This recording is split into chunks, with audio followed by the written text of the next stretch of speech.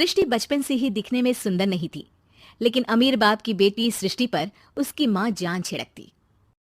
मेरी बेटी कितनी प्यारी है, भगवान सबको सृष्टि जैसी बेटी दे। सृष्टि धीरे धीरे बड़ी होती है।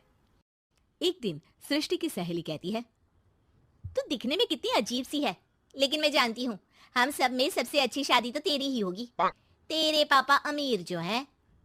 और बता नहीं सकते यार, दहेज तो हर कोई देता है, ये क्या ज्यादा ले जाएगी अपने पति के लिए? अरे बड़े शहर में कोठी है इसके पापा की।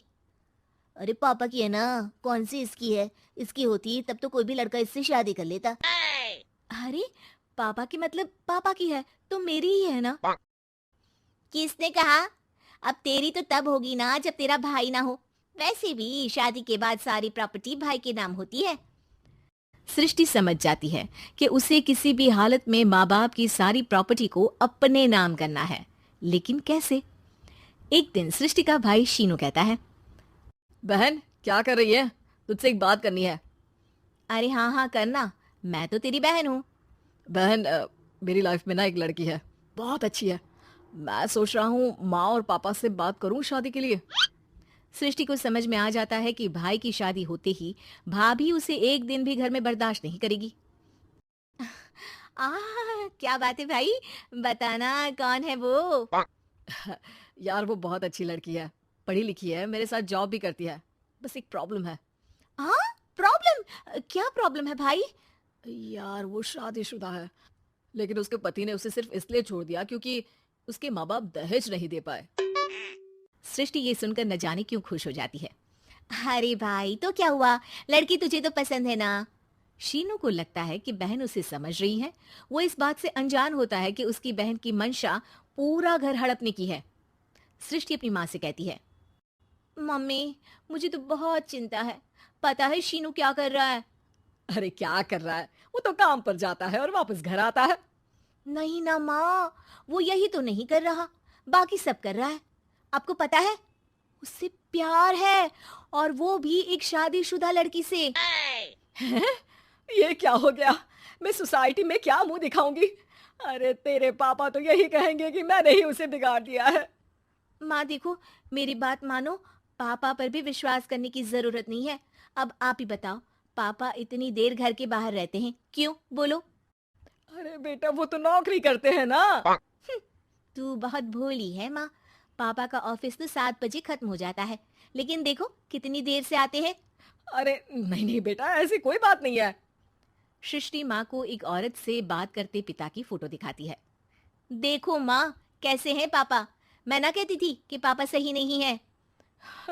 मैं तेरे पापा से बात करूंगी, दे फोटो मुझे। ओ माँ, वो तो डिलीट हो गई। लेकिन चल, तूने तो देख लिया ना, पापा से बाद में बात कर लेना। और हाँ, मेरा नाम बिल्कुल मत लेना, हाँ माँ। अब क्या था, सृष्टि के माँ और पिता के बीच झगड़ा होना शुरू हो जाता है। सृष्टि के मन में क्या चल रहा था कोई नहीं जानता था। एक दिन, माँ सृष्टि के लिए एक लड़का देखा है, वो लोग शाम को उसे देखने आने वाले हैं। और हाँ माँ, एक खुशखबरी, मैं और पापा मिलकर एक नया बिजनेस ट्राई कर रहे हैं। शाम को लड़का आता है, सांवले रंग का। सृष्टि को तो बिल्कुल भी पसंद नहीं आता। लड़की की माँ कहती है, लड़की का चेहरा तो कोई खास नहीं, लेकिन अगर मेरे बेटे को आप लोग सेटल कर दें तो मैं उसकी शादी आपकी बेटी से करवा दूं। सृष्टि को लड़का बिल्कुल पसंद नहीं था। उसे भाई पर गुस्सा आ जाता है।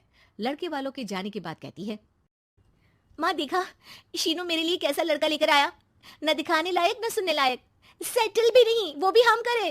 अरे माँ मैं जानती हूँ ये मेरी शादी किसी भी घर में क्यों करवाना चाहता है। अरे कैसी बात कर रही है बहन, तूने तो देखा ना, लड़के को मैंने ही मना कर दिया तुझसे शादी के लिए। जिसने लड़का बताया था उसने उसकी बहुत तारीफ की थी। बात आई गई हो जाती है, लेकिन सृष्टि का मन शांत नहीं होता। क्या करूं, कुछ समझ में नहीं आ रहा। मेरी शादी हो गई तो ये लोग पूरी प्रॉपर्टी शीनू के नाम कर देंगे, मेरे हाथ तो कुछ लगेगा ही नहीं। तभी सृष्टि को आइडिया आता है। वो किसी वकील को फोन करती है। जी देखिए, अगर आपके मम्मी पापा का तलाक हो जाता है तो आपके पिता की आधी प्रॉपर्टी आपकी माँ के नाम हो जाएगी, फिर उसे वो किसी को भी दे सकती है। सृष्टि अब माँ को बेटे के खिलाफ भरती है। माँ शीनू पर नजर रखा करो, वो जिस लड़की के प्यार में है ना वो शादीशुदा है।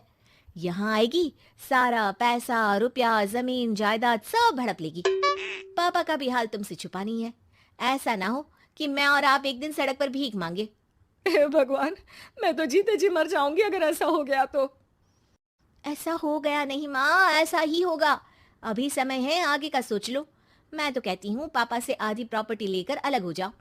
पापा की आधी प्रॉपर्टी भी हम लोगों को अगर मिल जाती है ना, तो अगले 7 जन्म सफल समझो। बेचारी माँ बेटी के कहने पर पति से तलाक लेकर अलग हो जाती है। सृष्टि अब पैसों से गाड़ी और अपने दूसरे महंगे शौक पूरे करने लगी। उसके दोस्त भी उसके पैसे इस्तेमाल करते। सृष्टि, कल तुम कहाँ थी? मैं सारा दिन घर पर अकेली थी। तो मैं क्या करूं? मैंने ठेका तो नहीं लिया है ना तुम्हें संभालने का। माँ को सृष्टि से ये उम्मीद नहीं थी। वो बैठकर रोने लगती है। वहीं उसका पति यानी कि सृष्टि के पिता आ जाते हैं। मैं जानता था कि तुम्हारा यही हाल होगा, तो आपने मुझे रोका क्यों नहीं? मैं रोकता तो तुम रुकती क्या? सृष्टि के कहने पर तुमने मुझ पर अपने बेटे पर शक किया, लेकिन तुम ये भूल गई कि कैसे हम दोनों ने मिलकर जीवन में इतना सब खड़ा किया। माँ पति के गले लग जाती है। मुझे माफ कर दीजिए, मैंने आपकी कमाई का एक बड़ा हिस्सा गवा दिया। कोई बात नहीं, तुम साथ हो तो मैं ऐसी 7 प्रॉपर्टी खड़ी कर दूंगा।